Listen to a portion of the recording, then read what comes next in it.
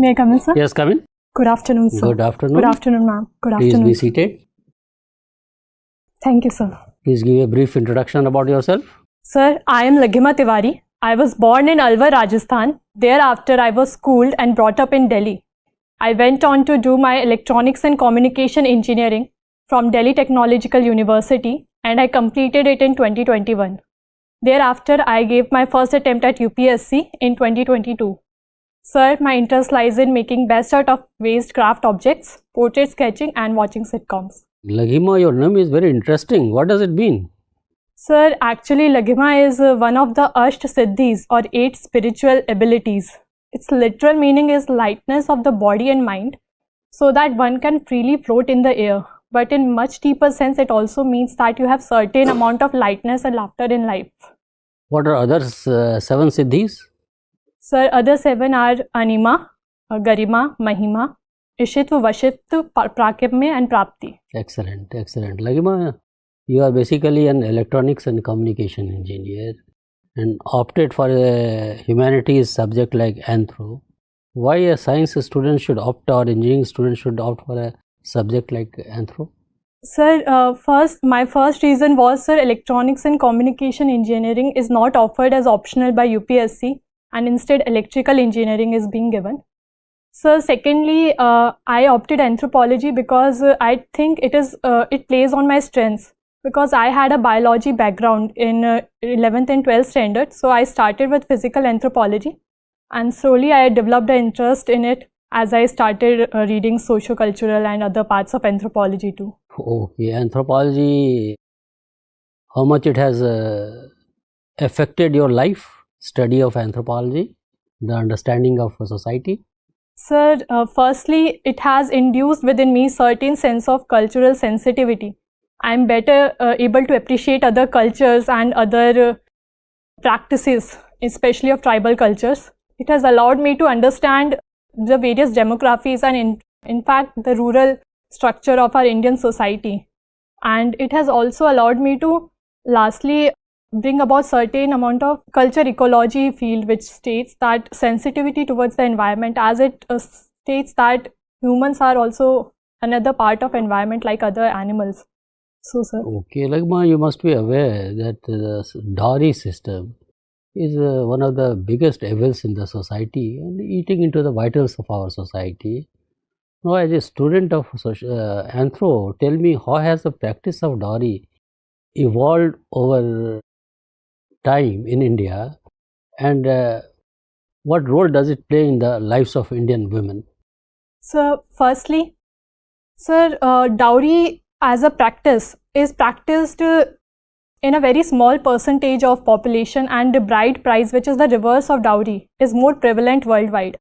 But in India, the caste system has to do with promoting the dowry, because in India, the upper caste women are not allowed to marry to lower caste men. So in such cases, the choices with women, they decrease, and in order to get a suitable groom, a dowry practice was promoted. Sir, regarding sir, can you please repeat the second part? How it has affected the lives of Indian women? Sir, firstly, it has an impact, as in it has decreased women's value as a commercial property, which impacts their dignity.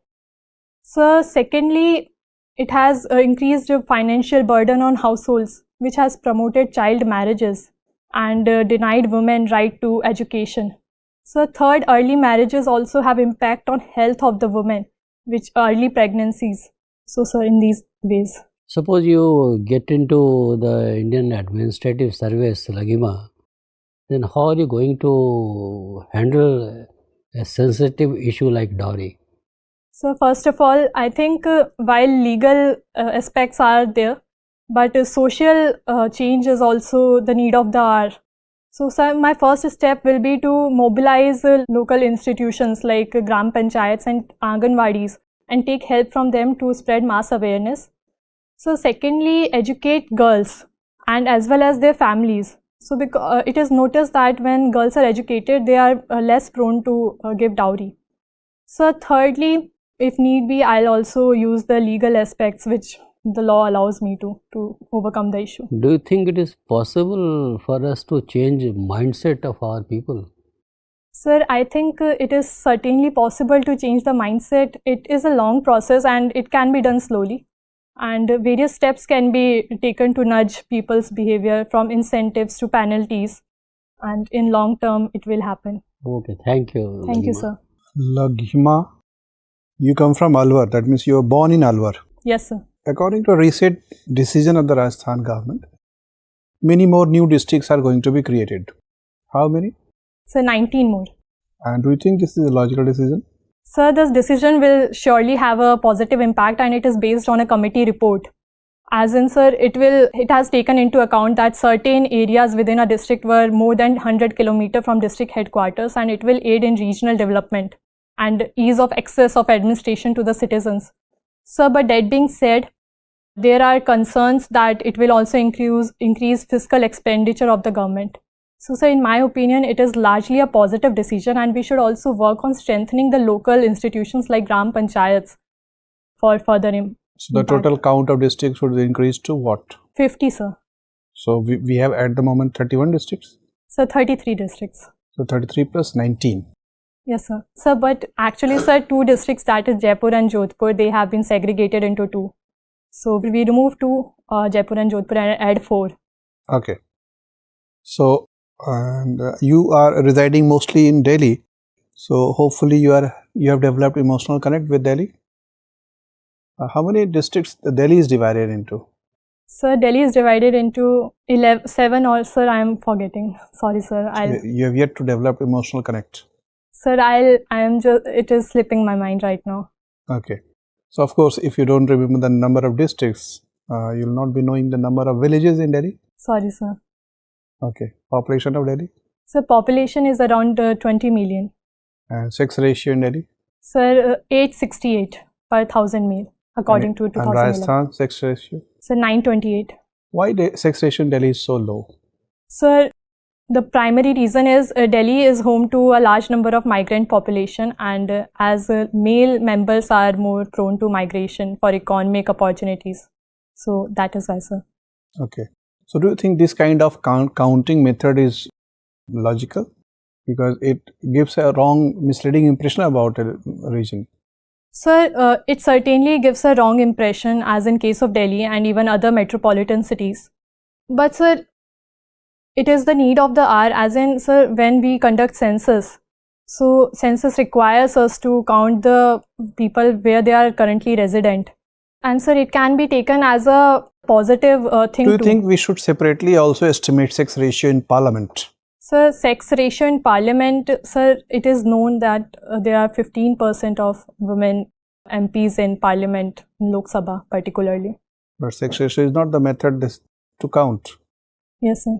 We don't count in percent. Yes, sir. So if let's say percentage of women in parliament is 15, what will be the figure of sex ratio in parliament? Sir, it will be around 0.15 into 530 or 550. Okay. And sir, that will be around less than 11. I'm sorry, sir. Okay. And according to a recent projection, sex ratio in India has exceeded 1000. Are you aware of the latest figure? Yes, sir. It is according to NFHS 5 that 1020 females are there. So overall, it is a good news or not so good news? Sir, I feel NFHS 5 survey is done on a smaller scale, and it is not a true representative of the real sex ratio. So while it shows that we are moving in a positive direction, but census figures can give a more accurate picture. Okay. For last